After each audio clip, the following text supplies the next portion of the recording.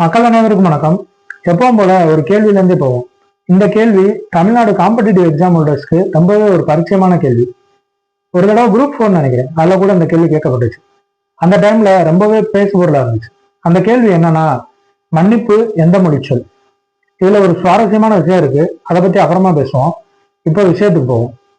ஸ்கூலுக்கு போற குழந்தைகள் இருக்க பேரண்ட்ஸ் கொஞ்சம் டைம் ஸ்பெண்ட் பண்ணி இந்த வீடியோவை ஃபுல்லா பாருங்க.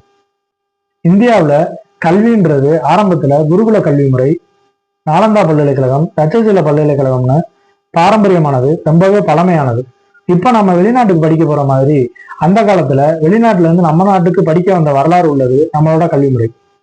பிரிட்டிஷ் காலனித்துவ காலத்துல ஒரு கட்டமைக்கப்பட்ட ஆனால் விவாதிக்கப்பட வேண்டிய ஒரு சிக்கலான கல்வி முறையா நம்மளோட மாத்திட்டாங்க. சுதந்திரத்திற்கு பிறகு ஒரு வலுவான கல்வி முறை அமைக்கணும்னு அபுல் கலாம் ஆசாத் போன்ற தலைவர்கள் விரும்பினாங்க. யூனிவர்சிட்டி எஜுகேஷன் கமிஷன் மற்றும் கோத்தாரி கமிஷன் போன்ற ஆணையங்கள் தேசிய கல்விக் கொள்கை அமைக்க அடித்தளமா இருந்துச்சு.